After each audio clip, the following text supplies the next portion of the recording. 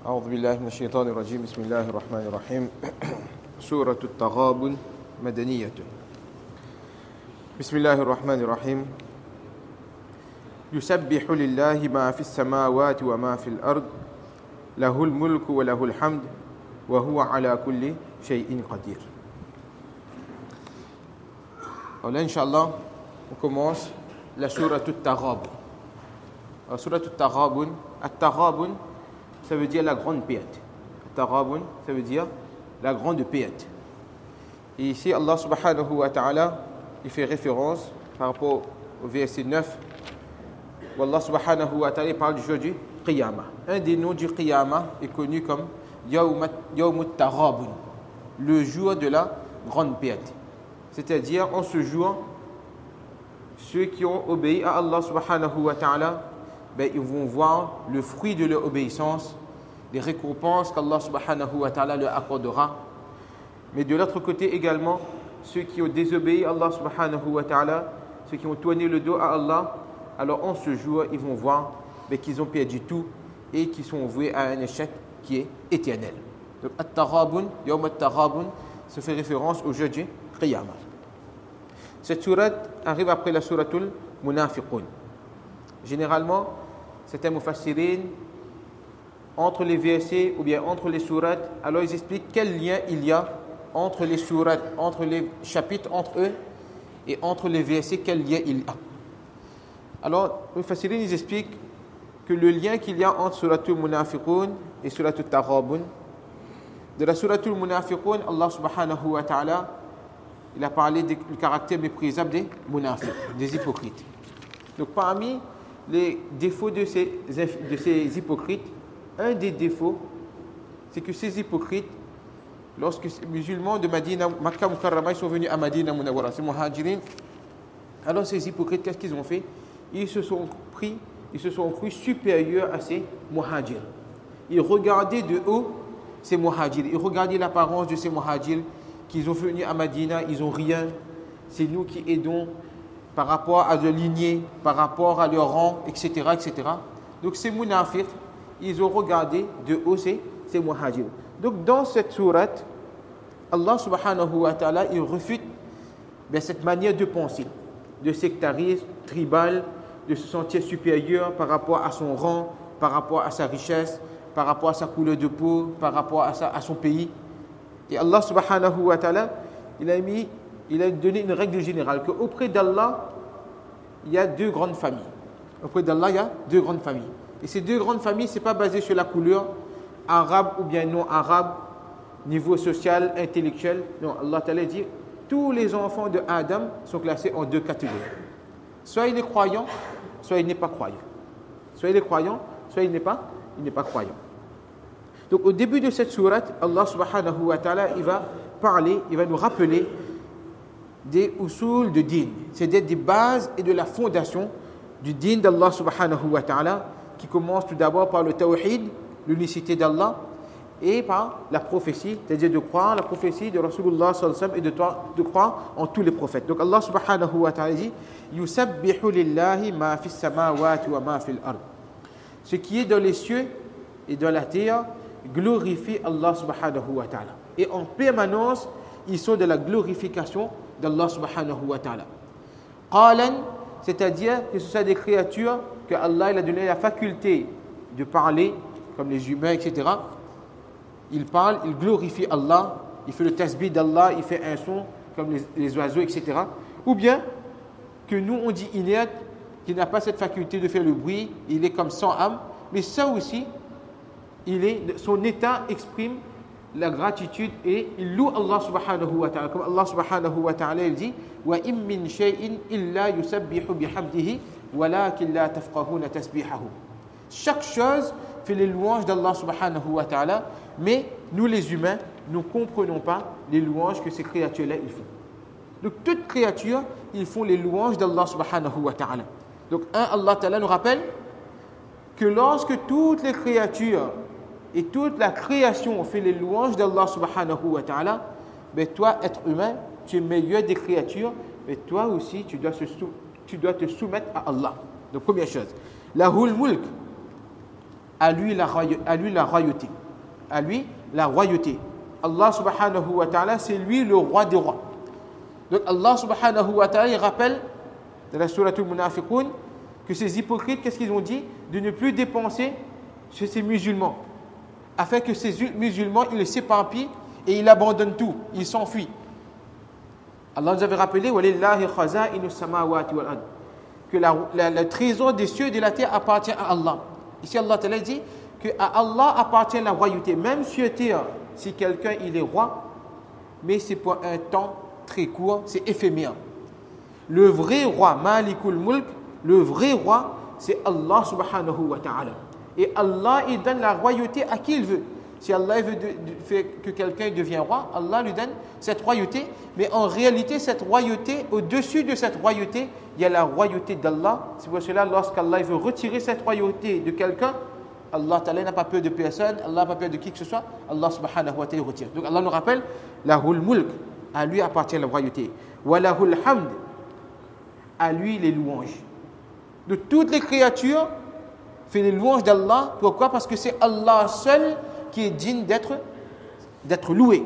C'est Allah seul qui est digne d'être loué. Wa huwa ala kulli shay'in qadir. Et Allah, et lui, il a le contrôle sur toutes choses. Donc, à travers ces quelques mots, Allah Ta'ala rappelle à l'être humain qu'en réalité, ô être humain, tu es insignifiant.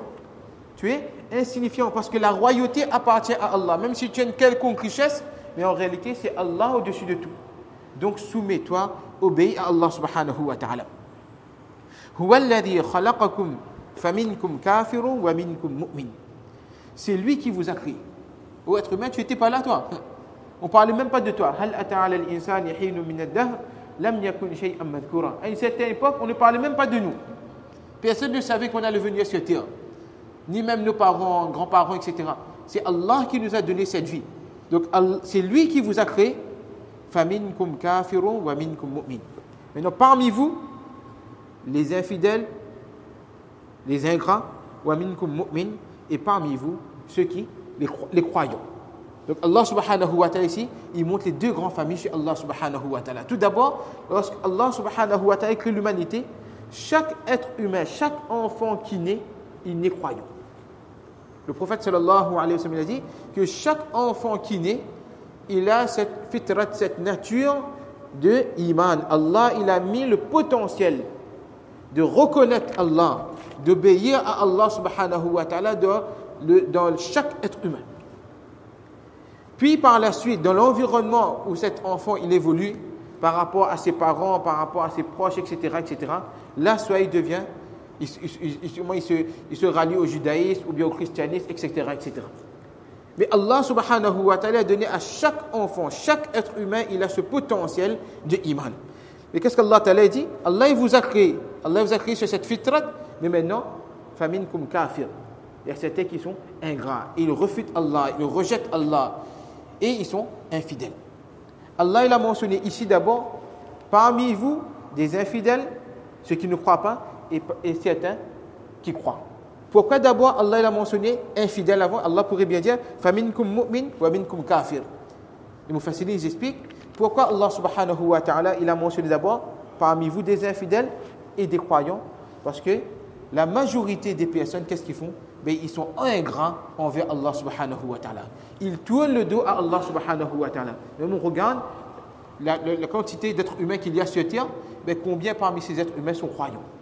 Combien ils se imanent parmi tous ces êtres humains-là? Et de la sourate As-Saba, Allah subhanahu wa ta'ala rappelle wa qalilun min ibadiy ash-shakur, que très peu parmi mes serviteurs sont reconnaissants. D'accord? Donc l'être humain, Allah nous a créés. Allah dit que certains sont croyants, certains ne sont pas croyants. Wallahu bima ta'maluna basir, et Allah observe parfaitement ce que vous faites.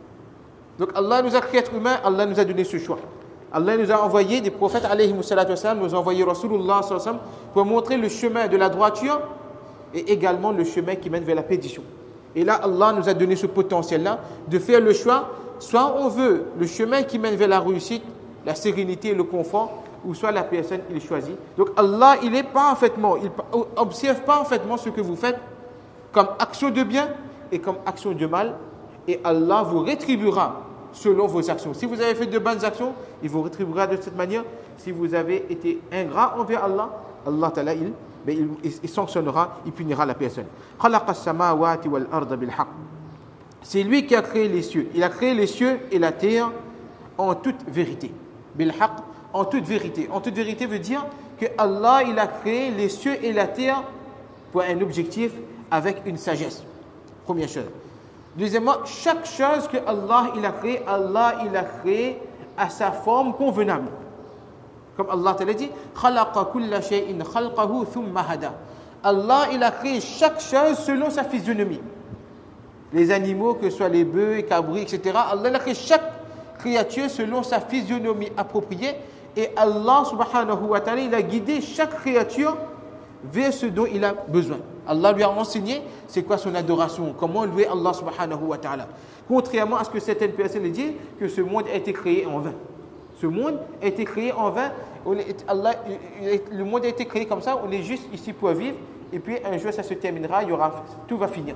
Non, Allah dit, on a créé les cieux et la terre en toute vérité. Il y a un objectif derrière tout cela. Wa sawwarakum. Et Allah, il vous a façonné. Parmi toutes ces créatures, Allah, il vous a façonné, ô être humain. Et comment Allah vous a façonné? Fa ahsana suwarakum. Et il vous a façonné de la meilleure des manières. Donc l'être humain, parmi tous ces êtres, toutes ces créatures qu'Allah il a créées, parmi toutes ces différentes catégories d'êtres vivants, Allah dit que vous, être humain, Allah vous a façonné de la meilleure des manières. Et ça, c'est une qualité exceptionnelle d'Allah subhanahu wa ta'ala. Allah, il est al-musawwir. Allah, c'est celui qui façonne. Donc lorsque l'être humain, il médite sur cette qualité d'Allah, que combien de milliards d'êtres humains il y a sur terre. Allah subhanahu wa ta'ala, regardez comment Allah il a façonné différents visages. Et les mufassirin expliquent, ce visage il est différent, avec différents traits, de différentes couleurs, etc., etc. Mais c'est un visage, c'est pas un grand espace pour pouvoir travailler de différentes manières. Le visage, c'est un petit organe, une petite partie, mais Allah, de par son qudrat, de par sa puissance, sur cette petite partie-là, regardez comment Allah subhanahu wa ta'ala, il a fait différents visages, des milliards et des milliards de personnes. Si c'était une grande place pour pouvoir changer, on se dirait que ça c'est quelque chose de facile parce que c'est une grande place, une grande table de travail. Mais là, sur un petit espace comme ça, regardez comment Allah subhanahu wa ta'ala a façonné. Allah dit fa ahsana suwarakum. Allah il vous a façonné de la meilleure des manières, wa ilayhi al-masir, et c'est vers lui le retour. Ya'lamu ma fi as-samawati wal ard. Il sait ce qu'il y a dans les cieux et dans la terre. Wa ya'lamu ma tusirruna wa ma tu'linun. Et il sait ce que vous cachez et ce que vous divulguez. Wallahu alimun bi dhati as-sudur. Et Allah, il est savant, il sait ce qu'il y a dans vos poitrines.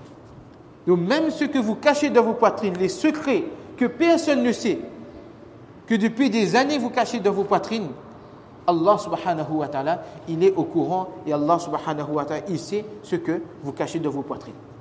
Donc de par ces quelques versets, Allah subhanahu wa ta'ala rappelle à l'être humain qu'il n'y a pas de classe sociale, de couleur, de peau, de langue, de pays, que moi je suis supérieur à l'autre. Auprès d'Allah, il y a ces deux grandes familles, iman ou pas iman. Donc de protéger ce iman, comment? En méditant sur les qualités d'Allah subhanahu wa ta'ala. Et c'est pour ça qu'Allah a mentionné quelques qualités. Allah a créé les cieux, Allah c'est lui le roi. Donc après toutes ces qualités, Allah subhanahu wa ta'ala veut nous dire que, ô être humain, tu n'as pas d'autre chemin, tu n'as pas d'autre alternative si ce n'est que de te soumettre à Allah subhanahu wa ta'ala, parce que c'est lui le seul être qui mérite d'être adoré, c'est lui le seul être qui mérite d'être loué. Donc Allah subhanahu wa ta'ala nous tawfiq, inshallah, d'imprégner dans notre cœur ce iman. C'est pour ça que les ulama ils disent que la base c'est de reconnaître Allah, d'avoir la certitude sur les qualités d'Allah subhanahu wa ta'ala pour pouvoir passer les différentes étapes spirituelles. Si quelqu'un il laisse dans son cœur le doute, le ronger à l'intérieur, cette personne ne pourra pas passer les différentes étapes spirituelles qui vont emmener à cette ma'rifat, à cette reconnaissance d'Allah subhanahu wa ta'ala. Et par la suite, Allah subhanahu wa ta'ala va expliquer que là, on vous a expliqué c'est quoi le iman, c'est quoi l'importance de se soumettre à Allah. Puis Allah dit, dans l'histoire même, quand vous regardez, l'histoire est une leçon pour vous. Regardez les récits des peuples passés. Ceux qui ont été obéissants, regardez comment Allah les a honorés sur terre et dans la vie éternelle, comment ils seront honorés. Mais par contre, ceux qui ont détourné le dos à Allah subhanahu wa ta'ala, regardez l'histoire, comment Allah ta'ala les a détruits. Et cela vous poussera à vous obéir à Allah subhanahu wa ta'ala. Subhanallah, subhanakallah, wa bihamdika, ashhadu an la ilaha illa anta astaghfiruka.